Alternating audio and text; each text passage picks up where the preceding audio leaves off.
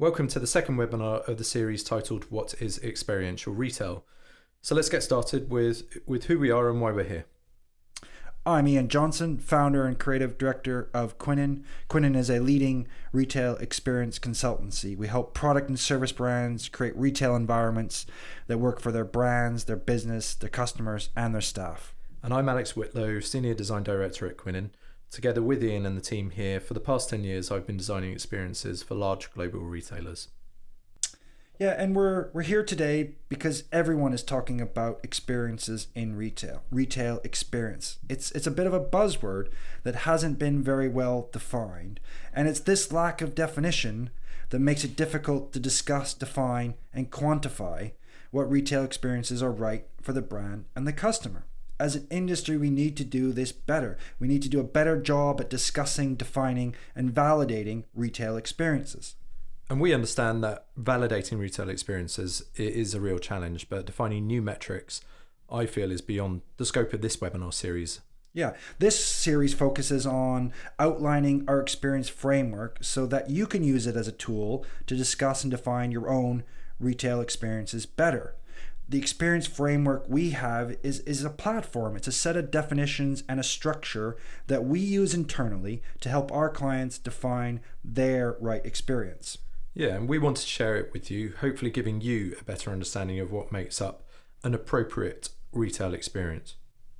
So to touch on the webinar setup here, the series is made up of 7 episodes. Each of those episodes is about 30 minutes long, broken down into about 20 to 25 minutes of discussion with about 5 or 10 minutes of Q&A at the end. Yeah, and please, if you're listening live, if you have any questions, don't wait until the end to ask them. Type them in as we go and we'll pick them up.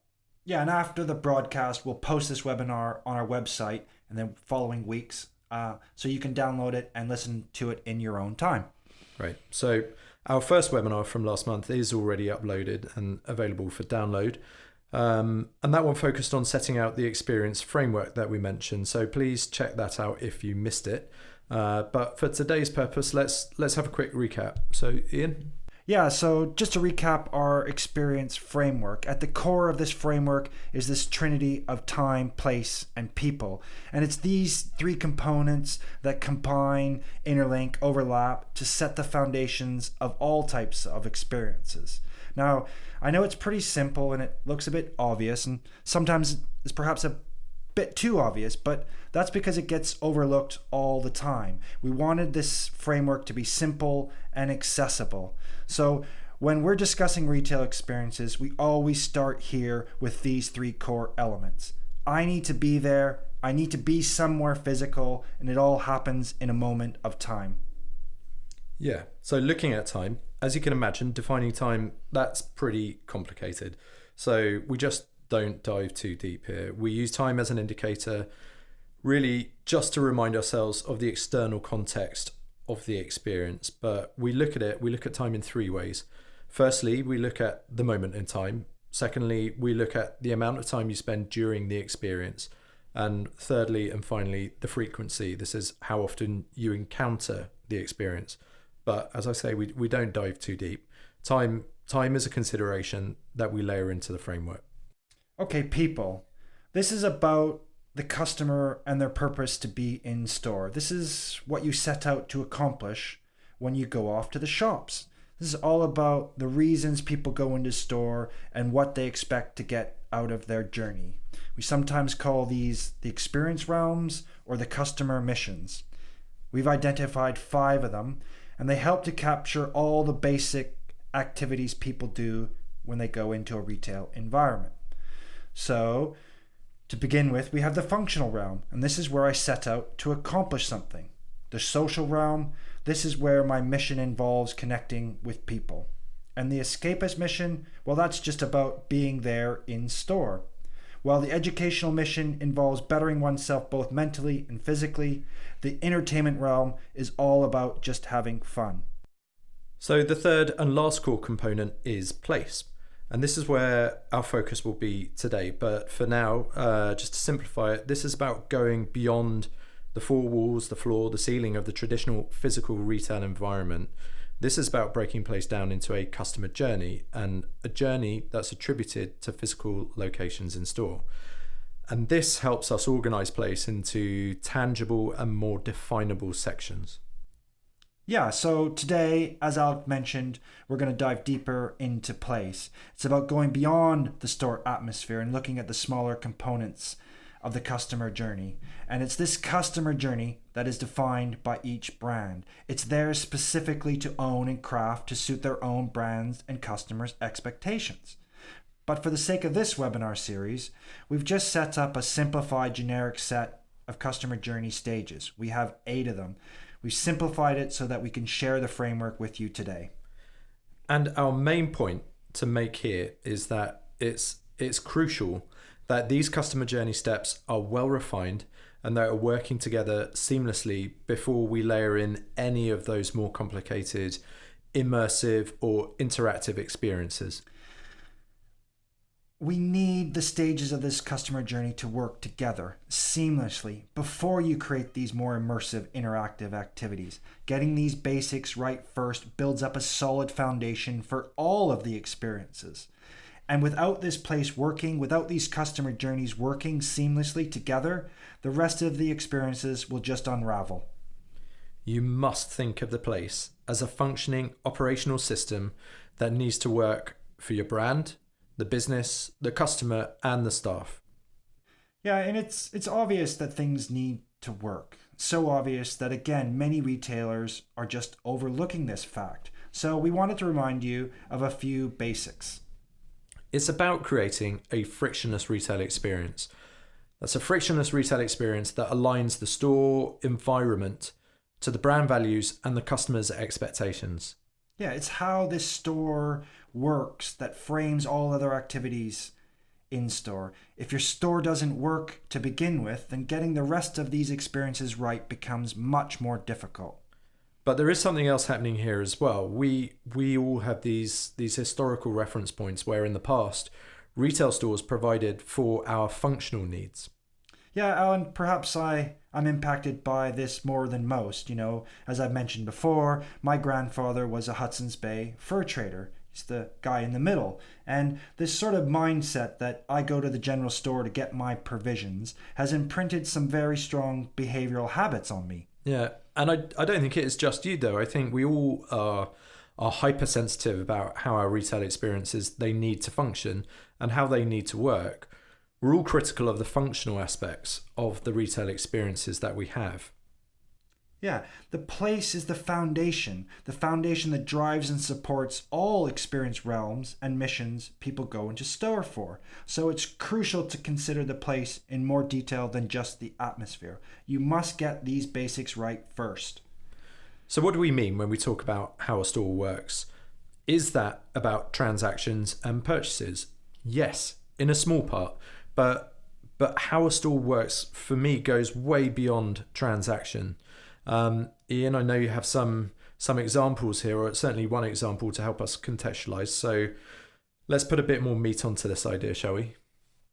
Okay, perfectly. So I had my coat stolen recently, and after a bit of back and forth, I decided to replace it. So I traveled down to Regent Street and go into the flagship store. It's a beautifully rich store filled with elegant finishes, materials, and details, punctuated with brand moments throughout that elevate the experience, and it aligns well with the premium brand and coat I'm going to buy.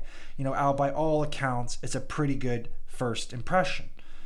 So I make my way upstairs to the men's section to try on some coats. And as I take my coat off, I realize there's no place to put it.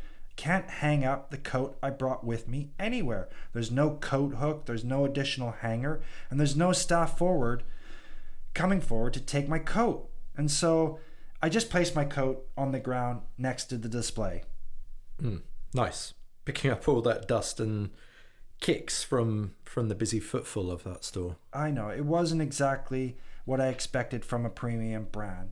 And it was actually at this moment that I started to consider how the store works. The experience started to unravel for me. It was amazing how a beautiful environment, it didn't matter to me anymore. It was more important about how the store worked. And because it didn't live up to this, it left a bad impression on me.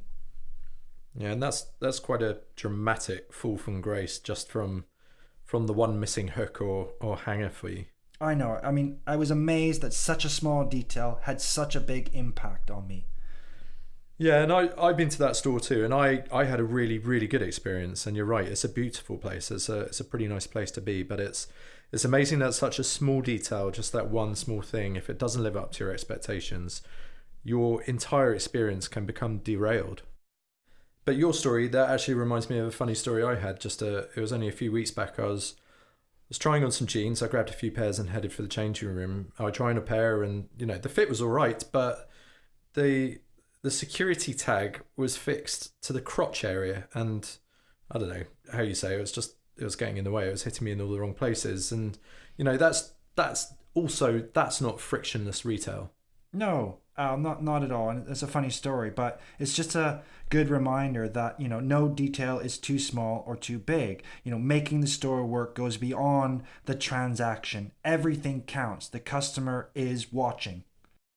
So why don't we dive a little bit deeper into place and talk about the customer journey to understand frictionless retail better? We've put together some examples for each part of that customer journey that illustrate what we mean when we talk about how a store works.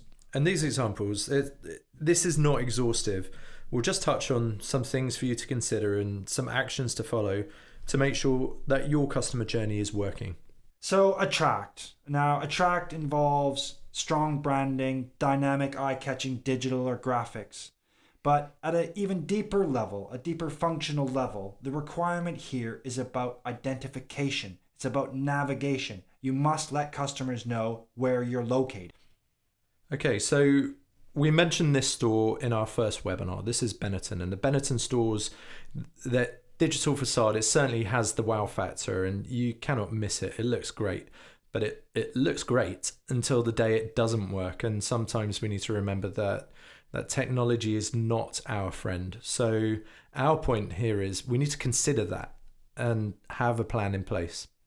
And it reminds me of the AT&T store in Chicago. Now, I know this isn't purely attract. It's perhaps more about how we support a store and make sure it works. But when we visited there, it was probably 5 years ago now, we talked to the internal teams, and, their desire and drive to make sure the store was working all the time made them support the store with 2 technicians that lived around the corner. They were available 24/7. There wasn't a moment that they weren't there on hand if needed to make sure the store works. Now, that's about having a plan in place.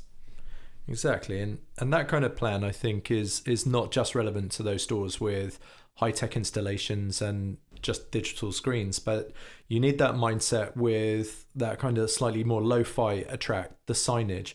And if a signage is not working, the impact can be massive. In some cases, pretty embarrassing, if not just laughable. I mean, you say laughable, Al, but the impact can be quite, huge. And so it's something you must consider. And if you look here where, a fundamental level of attract is about identification. What happens when a brand doesn't want to shout, when they don't want to scream across the forecourt, we're over here. And if you look at this global brand, it's kind of got a boutique positioning. It uses very discreet signage, perhaps leans on architectural details and elements to do that heavy attract. But it works for them. It works for the brand. It's appropriate for them and their customers. So I guess we're saying that for attract to work, not only does it need to function mechanically, operationally, it also needs to work or align in an appropriate way for that brand and the customer's expectations. Okay, welcome. Now this is where a customer is greeted. It's where they decompress and orientate themselves in store. It's where they're acknowledged. It's where they check in, and it's where they move from to the next part of their journey in the store. Yeah, so let's consider the please wait to be seated sign. It's the most basic of welcomes, and it's been around a long time. It's simple, but it does work. It stops people, acknowledges their arrival, and tells them what they need to do next. Now, it's not the most human or friendly, but imagine a busy restaurant that doesn't have one of these. It's total chaos. I think I've been to a few of those, Al. But what I find interesting is that companies are trying to use technology to help in this area. They're replacing people and simple signs with digital touchscreens. Now, I have to ask the question, do digital signs work in this part of the journey? This is a place we need a warm, friendly, reassuring entry point. And I'm just not sure that a touchscreen has the right empathy to do the job. Yeah, so make sure you have the right tools at the right place to do the job properly. Not everything can be automated, and I think some retailers have identified this gap, but we're not too sure that a robot with a tablet goes quite far enough. But a person with a tablet, they surely go a long way to balance those functional aspects with the growing customer expectations. Yeah, and it's here with the people that you can start to personalize that welcome entry point. It's the human approach that it connects so well with customers. Now, Harrods, one of my favorite shops to go to, they had a problem. Knowing that they will have huge lineups during the Christmas sales, they looked at the customer expectations around waiting. They dived a little deeper to identify what wasting time in a queue, being bored, and the uncertainty of when it was your turn were key factors to an unpleasant welcome. Yeah, so they moved all the doormen, those guys that would usually open the door for us if we were walking into Harrods, and they asked them to do something different. So they brought blankets and warm drinks to those freezing customers, reassuring them that they were being taken care of. And whether it was spontaneous or not, they became entertainers as well, just to keep spirits high, all in an effort to give the customer a great and warm and a friendly welcome. So, Discover. Discover is about customers browsing and exploring new products and services. This has a focus on surprise and delight. Now, there's several ways this can be executed in store. And to be fair, not all retailers actually need a discovery touchpoint. But for some retailers, actually discovery is fundamental to the entire journey. Our examples that we got here, we're looking at 3 retailers who have actually integrated discovery as a key part of their store layout. Yeah, so firstly, let's have a look at Tiger, or Flying Tiger, the Danish brand design store. It's a small format retailer that aims to make you smile. It's a format that really divides opinion. You either love it or you hate it. For the browsing journey, it's genius. The store layout takes you on a path past all the products. There is no other way. The layout demands discovery. It invites you to explore. But if you're on a functional journey, if you're after a specific thing, this store, it can be pretty tough. It can be a nightmare experience with only one way around. There's no product navigation, there's no product categorization. If you know what you're looking for, you will have difficulty finding it here. But as we say, as a discovery journey, it really works. Yeah, and another brand that uses the store layout to push people through to discover is IKEA.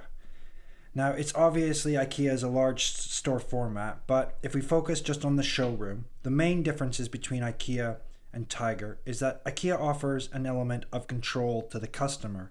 They allow the customer to personalize their own discovery journey to what matters most to them.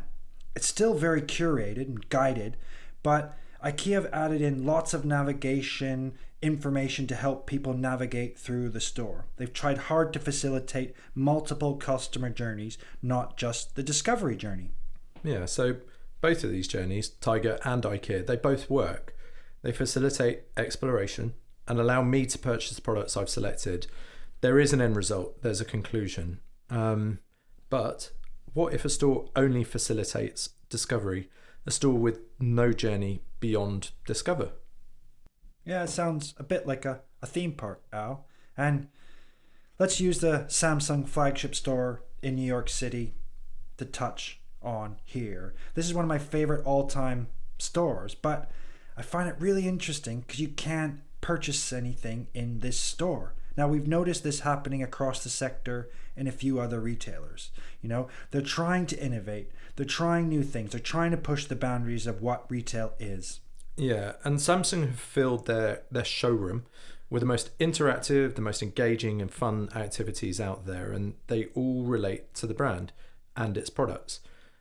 But then layered within these kind of discovery points are other types of social entertaining experiences. They have a theatre, a radio station, and a cafe.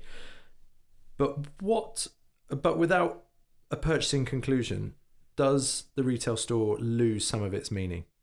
I mean, it perhaps does. The issue we're experiencing was about meeting the customer's expectations. And as entering the Samsung environment, there's no communication that you cannot buy products inside.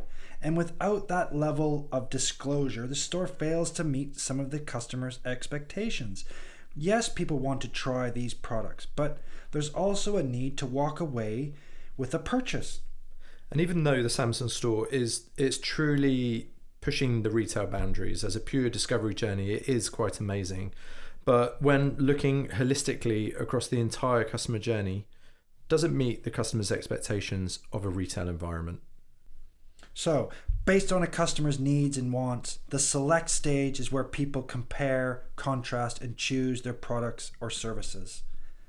Yeah, so firstly, at base level, across all retail sectors, your displays need to present your products in the most thorough and controlled way.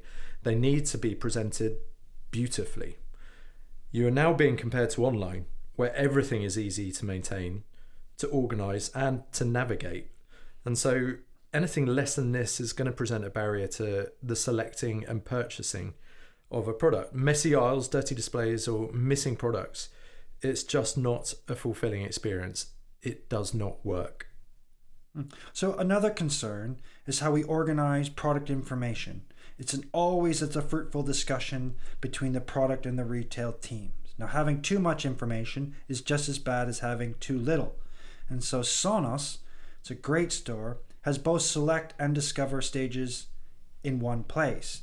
On the right hand side is their discovery pods, where the products are set in context. There's no product details here, just a simple price point. It's just a raw emotional demonstration. Now, another area in store has an entire range of products that can be compared. Here, there is more information. There's more product information. There's price points. It allows you to better understand what features matter most and how the system works together. So having the right information at the right points encourages both discovery and select. Now, by separating these parts of this journey, they both work for the customer. Sonos has given the customer the right information they need at each point. And then a further aspect, which has of course been growing in importance for several years, and this involves how online and in-store are coming together. So with the legacy systems merging, retailers need to be highly sensitive to stock levels and making sure that the right products are available no matter where you are. So the scenario is there's nothing worse than finding your product online, being told that a certain store holds that stock, only to then drive miles to that store to find out that the staff there at the store, they cannot locate the product anywhere. Sure, that's happened to us a few times. Now, if you provide an integrated stock system, which is really what customers are demanding now, you've got to make sure you've walked through this from end to end. Make sure your store staff, your delivery infrastructure have the right tools in place to deliver upon your promise. And these three examples that we've just given, they're pretty obvious, but we keep seeing them. There seems to be so many of the basics still that many retailers are not considering, or they're just not following through with. Okay, the consult stage is about detailed conversations between customers and staff. It involves customer confirming their choice and being reassured by the staff that it's the right choice for them. Yeah, and the most basic way to facilitate this, to make sure that this works, is to empower your staff. Give them the knowledge they need along with the right tools, and they will thrive. On this topic, there is a department store here in the UK which has given theatrical training to all of their staff. This is with the aim to build confidence and the personal skills to encourage better storytelling and to deliver more personalized narratives to their customers. Okay, another concern we see is probably most prevalent today in cosmetics. We see interactive digital screens take a staff guided experience and make it self directed. Digital in store can work. Here, digital actually enhances the consultation stage, whether it's self directed or used as a tool by the staff. And finally, the place in which this consultation happens, it is so important. Make sure the customer needs to be positioned to receive and digest the information properly. So when a dentist explains to you your treatment plan, when you're strapped into their dentist chair, this may not be the right place to find out that you need major works done at vast expense. For consulting to really work well, it needs to be done in the appropriate space. Now, the transact stage is tied to the functional payment. This may focus on a simple purchase or on more complex contracts. Today, with more ways to pay than ever before, it's added another layer of complexity to the mix. Supermarkets, as you can see here, are leading the sector when considering different types of physical payments in store. They are trying to provide transaction points that suit their different customers' needs. Exactly. So fast lanes versus slow lanes, full service versus self-service, or even the self-directed zappers. As a retailer, if you have more than one type of customer, provide more than one type of till. Make sure your till options work for your customers' needs. Able-bodied, disabled, old or young, your till options need to work for all. Okay, now despite all this variety of the till and the transaction points, not having enough people in place to take the payment is still one of the biggest frustrations in store. Tills must be supported by staff levels. So make sure you monitor your levels, make sure you have the staff where they are needed. Yeah. And then a further consideration is all these new payment options available and how these come together with the old habits. So no longer are all transactions completed at a fixed cash desk. This works for the likes of a high-tech watch tapping payment, but how do you accommodate old school check payments? In an effort to deliver frictionless payments for all of your customers, you must provide the payment types to support all their variety of preferences. So, in the after sales stage, customers are further informed and educated about their products and services through detailed conversations with staff. Yeah, and this is really similar to consult actually. So this is all about empowering your staff. So only with the right knowledge, the right tools, systems, and the right spaces can this stage work properly. And here we have a slightly unexpected example, and one that we hold up as an exemplary example of this after sales stage. Now, Dyson, we all know their hoovers or vacuums, but it seems that the color plastic bits, which are a big part of this sort of unique design language they've defined, they're actually, it's much more than just a fun and playful interpretation on a mundane household good. Exactly. The color of the parts are actually used to help communicate after sales advice and help with customers. So twist the red collar at the bottom of the tube to release and clean that part. And what's so amazing is this thinking is all done upstream. During the design phase, they consider how the after sales conversation would unfold, and they made efforts to integrate that thinking into the design. They need to make sure the whole system worked, not just the product, but also the after sales conversations that would surely happen afterwards.